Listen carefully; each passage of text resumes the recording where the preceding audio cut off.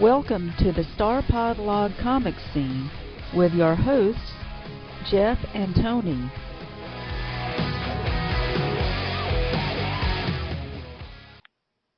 Hi, I'm Jeff Wiley. And I'm Tony Barletta.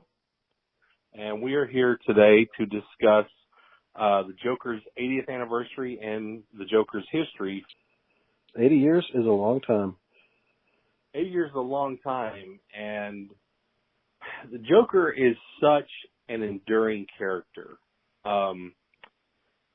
He's a character that I feel has been easy to reinvent over the years. Tony, why do you think that is? Yeah, I mean, he's certainly one of the most, if not the most, popular villain of all of comic books, I would say. It is true. You can create different versions of him, and he's always popular in each of those versions. Why is that? I mean, he's a clown. I mean, it's something obvious. It's something everybody recognizes. That clown can be unsettling, or that clown can just be a clown and just goofing around. So I guess the whole concept of a clown takes on different meanings to different people. And maybe because a clown can become different things to different people, maybe that's why it's so easy to reinterpret the character. That's a great point. So let's go back to the beginning. We'll start in spring of 1940 when the Joker made his first appearance in Batman issue number 1.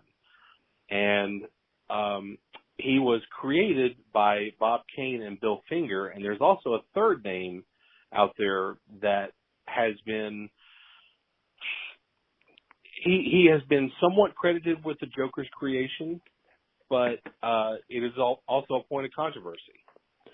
Yeah, I mean, unfortunately, and looking back on it 80 years later, there's no definite answer to get an exact time, to get an exact documentation of who actually did create the Joker. But Jerry Robinson was Bob Kane's assistant. He has always claimed that he created the Joker, that he took the image of the Joker, that it all came from him. Bob Kane tried to take sole credit, but Bob Kane did that with all of his creations. So you can't really, it's hard to believe Bob Kane over someone else, because Bob Kane always takes credit for things that other people have done. But Jerry Robinson is noted in comics history as having created the Joker. So, we're never going to get really, I guess, a definite answer on that, but I think most people tend to agree that Jerry Robinson had a part in it anyway.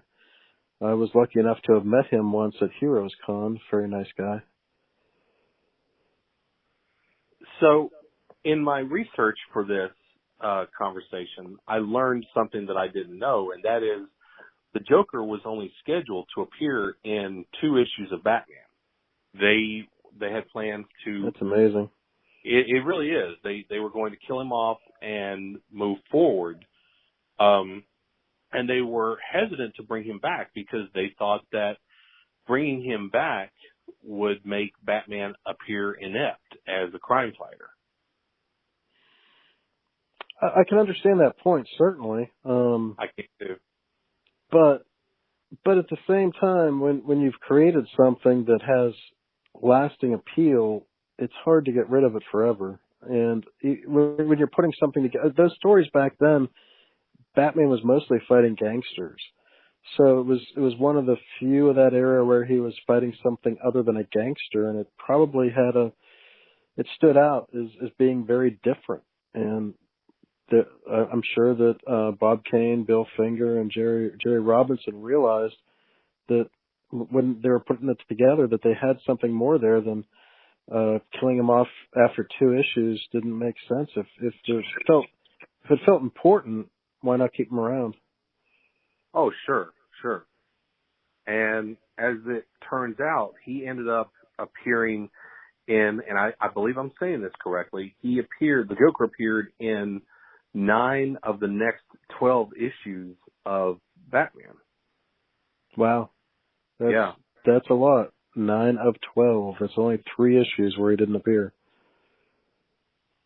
And he was a constant of the comic up until, I want to say it was around the late 50s that he kind of slid into the background, and you didn't see a lot of the Joker until he was resurrected for the 1966 series starring Adam West. Yeah, talking about reinventing a character, I mean, this certainly was a totally reinvention of that character as more of a humorous clown, just kind of a nuisance character who just made jokes. And you can see the old Dick Sprang art back in the day that led into the Carmine Infantino art of the 60s, and that's what the TV show borrowed from. And the Cesar Romero version of the Joker certainly is in a lot of people's minds the one they grew up with and they look at very fondly. And like we talked about before, it's just easy to reinvent a character like that in a different era. Oh, absolutely. Absolutely. So time moves forward, and Denny O'Neil and Neil Adams come along, and they are given the reins to the Batman comic title, and they really left what many longtime fans consider to be a lasting imprint on the title, on those characters.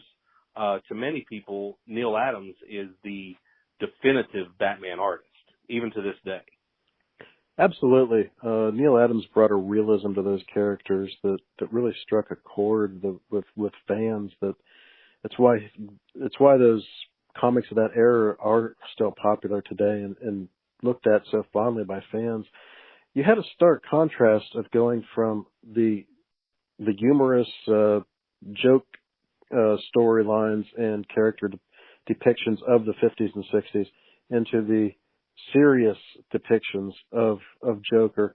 And Neil really brought something out of that character that was frightening. You look at Neil's Joker, and he is frightening. You look at that famous cover where he's holding the playing card with Batman on. Of course, it's one of the most famous covers of all time. I remember Denny O'Neil once at a panel at DragonCon saying that he thought, back in the day, they thought they were going back and doing what Bob Kane had done, bringing it back to its roots. But he realized as he got older that they were bringing Batman back to what they thought the roots were, but they weren't the real roots. It was, Denny O'Neil and Neil Adams as adults looking back on it and how they remembered it. And that's what they ended up making the 70s, was a more contemporary remembering of something from the 40s. So, again, time moves forward, and the 80s roll around, and the 80s brought about 3 of the most loved Batman stories, Joker stories ever, and those are The Dark Knight Returns, The Killing Joke, and I believe I said the 80s, but this may have been the 90s, A Death in the Family. Sure. Before we touch on those, I also want to just put out there, right after the Denny O'Neil, Neil Adams era, another one that is really looked at very fondly by fans, and a important Joker story is The Laughing Fish, which is written by Steve Englehart and drawn by Marshall Rogers. If anyone's not familiar with it, Joker's killing people with fish that have a Joker grin on. And it's a very unsettling story for that time period. And you can tell they took, what Neil Adams was doing and added their own spin onto it and made it even more unsettling Joker story of the time. And, Laughing Fish is definitely one that has stood the test of time and, led the way for those 3 that you mentioned. Oh, absolutely. No, that's a great point. That's a great point. When we talk about reinventions of characters, I think it's fair to say that The Dark Knight Returns by Frank Miller really reinvented the character of Batman, but you could also make an argument that it reinvented, or at the very least updated, the character of the Joker for its time, the mid-'80s.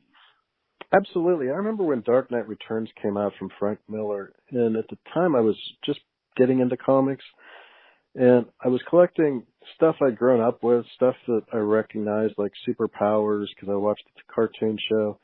And then Dark Knight Returns came out, and I remembered thinking, how is the same company putting out, cartoon tie-ins, putting out Dark Knight Returns? It was such an adult take on a character that I don't think Batman had ever really been looked at in the adult nature that Miller had infused that work with. And the Joker of Dark Knight Returns was one at the time looking at people wanting to redeem people, and the whole concept of Joker being on late night TV, the whole concept of psychiatrists wanting to cure the Joker when he can't be cured. And I look at the movie that just won the best acting Oscar and set records at the cinema last year. And for me, I think that movie took a lot of Frank Miller's Joker. You see him at the late night TV show, just like you saw in Frank Miller's work. He was talking to David Letterman, and the Gotham City that is left at the end of that movie is the Gotham City of the Dark Knight Returns. The chaos in the streets. It's almost like this is how it got there. And I don't know if many people made that connection, but I as soon as I saw it, I did. I did too. I immediately thought that, and anybody that has read Batman comics over the years probably identified that influence as soon as they saw it. Sure, absolutely. And yeah, I mean, was it the whole issue number 3? Did he take all of number 3 and focus the Joker on there with the white suit? And you could tell when you're reading that it's a different Joker. It's not the funny Joker, and it's not the little bit of the scary Joker that Neil Adams and Steve Englehart did. But you can tell this is a Joker that you don't want to be near. This is a Joker that's a little bit more frightening than you could ever imagine. He's frightening because he says things so matter-of-factly, and he doesn't, he doesn't, there's no laughter. Like when he's being interviewed on the talk show, he says, "I'm going to kill everybody in this room." Exactly. And, I think if memory serves, the audience members were laughing, but he wasn't. Yeah. He was like, "No, I mean it. I'm going to kill everybody in this room." Yeah, exactly. That's a good point. And just like they did on the movie, yeah. The 80s also brought us The Killing Joke, which is a one-shot story, and it's 64 pages. If you buy the graphic novel, it's actually a very brief read, but it is considered by many to be one of the best Batman stories ever written, and the implications of what happens in that story are still relevant and present today. Right. I think Killing Joke is probably the most famous and memorable Joker story of all time. And that's helped by having probably the best writer in comics, Alan Moore, writing it, as well as having amazing detailed art from Brian Bolland that just brings that whole story to life. And I don't think anyone ever looked at the Joker's backstory. We knew he fell in a vat of chemicals, but I don't think anybody really looked at him as sympathetic and tried to give him backstory until that came about, which was very interesting. And then too, can you trust that? Is that the real backstory, or is that just the backstory of a screwed up mind that can't remember things correctly? Exactly. And that adds even more to it. And you see how either real or imagined his life was that of a normal person who was struggling, and then he became a crazed maniac who assaults Barbara Gordon, who kidnaps Commissioner Gordon, puts them through horror after horror, and it's unsettling. The only problem with that story, I mean, it is a problem, but maybe it isn't. But the ending is it just ends, and it never really. You don't get much more of an end than a laugh. And is there an end to that story that's better than just having them laugh, or is that the perfect ending? That's a good question. Really good question. I mean, I think they're probably, and everything he's put them through. Is Batman laughing, or is Batman snapped? I mean, what's happening in that shadow? I wondered that same question the first few times I read it. That's a story I've read many times over the years. And like you posed a really good question. Like, is that the best ending for that story? Yeah. Yeah, it feels like they could more could. I mean, it's hard to question Alan Moore, arguably the best writer in comics, but maybe he could have found a way to end that a little bit with a little bit more punch, perhaps. So, because I think some people read it and think Batman snaps, but other people read it and they're like, "Why are they laughing? I don't get it." What? Right. It forces the reader to think, which is not a bad thing at all. True. So, it is 1988 that brings about a death in the family, which the storyline is the Joker kidnaps Robin, who at that time was Jason Todd. Right. And a lot of people may not know this, but at the time, DC Comics had put up 2 separate phone numbers. And you paid to call, I think you paid 50 cents to call and cast your vote as to whether you wanted Robin to be killed off by the Joker or not. Very true. It was kind of a runaway. It was like 67% of fans called in and decided they wanted the Joker to kill off Robin. I called in for them to kill off Robin. I remember that. I did too.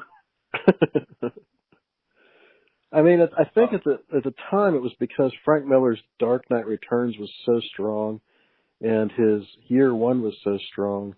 It really showed that did Batman need a Robin anymore? And I think that's what fans. And at the same time, Jason Todd was never the Robin that Dick Grayson was, and so he ended up getting the short straw. But you have that iconic scene of Joker with the just clubbing him to death. It is interesting how in the 80s the character of the Joker just turned so dark, and I don't know if you credit all of that trajectory to where Frank Miller took the character, or if that's where comics were going at that point. But there was, as you kind of alluded to earlier, there was a definite change in the winds from who the Joker was up to that point, up to The Dark Knight Returns, to where they took the character in the years ahead. Well, it definitely is an evolution. Sure, I mean, it started as a grim, serious character in the 40s. It became a light, comedic character in the 50s, 60s, and the Neil Adams era through The Dark Knight, through The Killing Joke, certainly brought them about a darker character, and that stayed around for a long time. That version that those works created stayed around and became the Joker that a lot of people remember. Also, the same Joker that Jack Nicholson so brilliantly brought to the screen back in '89 is that same Joker. But it did get darker. I mean, the character certainly did evolve and become even darker than that. Oh, absolutely. And I'm glad you brought up Jack Nicholson, because I didn't want to gloss over the appearance of the Joker on the big screen. I believe I'm correct in saying that Jack Nicholson's performance as the Joker was the first time we'd seen it in cinema. Probably, yeah. I can't think of who else it would have been. But there's been several interpretations of the Joker since then on the big screen. Heath Ledger's may be the most famous. Which, of course, is a darker take than Nicholson, and he did an amazing job with that character as well. Did a tremendous job with the character. Joaquin Phoenix, most recently, who actually both those actors won an Oscar for their performance as the Joker. Yes. Each with a very different interpretation. Absolutely. Jared Leto did a performance of the Joker in Suicide Squad. It was a different Joker. The Joker we haven't seen anywhere else. I didn't hate him. I mean, it was certainly different. It was definitely different. It wasn't particularly well received by fans. I don't know. Probably because it was so different than anything we'd seen before. Little different. And we would certainly be remiss if we didn't mention many people's favorite interpretation of the Joker, and that's Mark Hamill from Batman the Animated Series. Yeah, I mean, Mark Hamill just embodied the Joker's voice and laugh better than anyone else ever could imagine. He truly is the Joker for an entire generation. I remember hearing the story that the original Joker they cast was Tim Curry, but they said that when Tim Curry tested for it, he was scary, but it was like hide the kid scary, so they went with Mark Hamill instead of Tim Curry. Yeah, Mark Hamill was brilliant in that role, and still is whenever he decides to dust it off again. So let's circle back to comics for just a minute, and we'll go to, I believe it was 2011, where Scott Snyder and Greg Capullo brought about their interpretation of the Joker, and specifically the storyline Death in the Family. Death of the Family, excuse me. Yeah, their interpretation of Joker is certainly different than anything that had ever come before, and certainly the most horrific of any, where they actually have the face removed and stapled back on. What they envisioned was a horror story, and they took a modern horror story to reinvent that character, and it really caught on and resonated with fans, probably more than people were anticipating it could. And it just goes back to what we said, that it's a character that can always be reinvented for whatever era and whatever, the creators deem possible. Oh, absolutely. Absolutely. So, as we wrap this up, Tony, any final thoughts on the Joker and 80 years of the Joker? It's remarkable for a character to last 80 years and be as popular in pop culture as he has been. We've discussed all the different looks and takes on the Joker we've had. I'm sure we're going to have many, many more takes on the same character over the years, and I'm sure they'll be just as popular. Oh, absolutely. And only another 20 years until he celebrates the big 100. Wow. Yeah. I know he's going to get there. Yeah. So, all right. Well, with that, we'll wrap up this discussion on 80 years of the Joker. And thanks for listening to us. Again, my name is Jeff Wiley. And I'm Tony Barletta.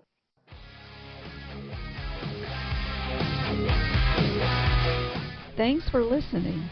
Make sure you hit that subscribe button and join our Facebook group.